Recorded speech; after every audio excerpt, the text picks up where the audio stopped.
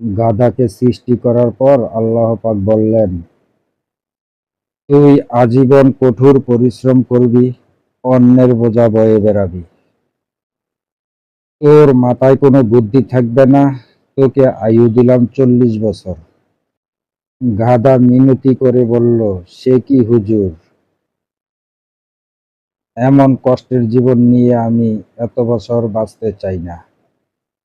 দয়া করে আমার আয়ু কমিয়ে আমাকে 20 বছর করে দিন। আল্লাহ পাক তাই করে দিলেন।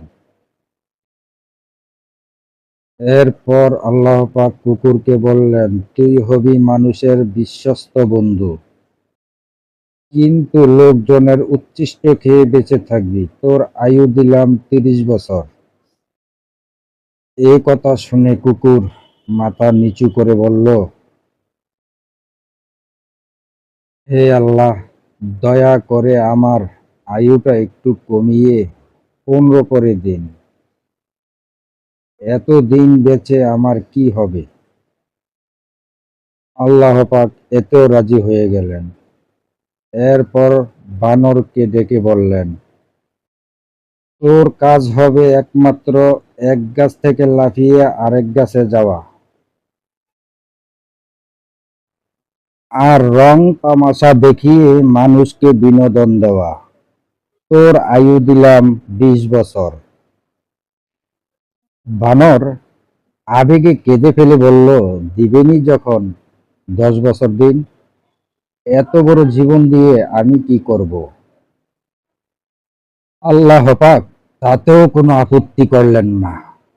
এবার মানুষকে ডেকে বললেন, তুমি হবে সৃষ্টির শ্রেষ্ঠ জীব এবং জ্ঞানী ও সবচেয়ে বিচক্ষণ। মানুষ তো খুশিতে পাগল হয়ে গেল, কিন্তু এত মহৎ জীবন নিয়ে আয়ু মাত্র 25 বছর। সে হাত জোর করে বলল, একটা কাজ করা যায় না? আপনি আমাকে গাধার ফেরত দেওয়া 20 বছর, কুকুরের 15 বছর, বানরের 10 বছর দিয়ে দিন।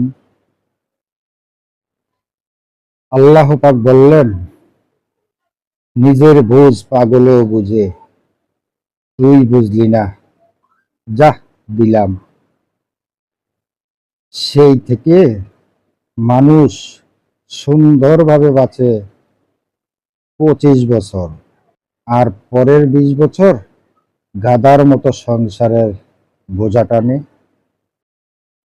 তার পরের 15 বছর ছেলে মেয়ে যা দেয় তাই কুকুরের মতো খেয়ে পরে বেঁচে থাকে। আর তার পরের 10 বছর বানরের মতো, আজ তো এই সন্তানের বাড়ি, কাল সেই সন্তানের বাড়ি ঘুরে বেড়ায়।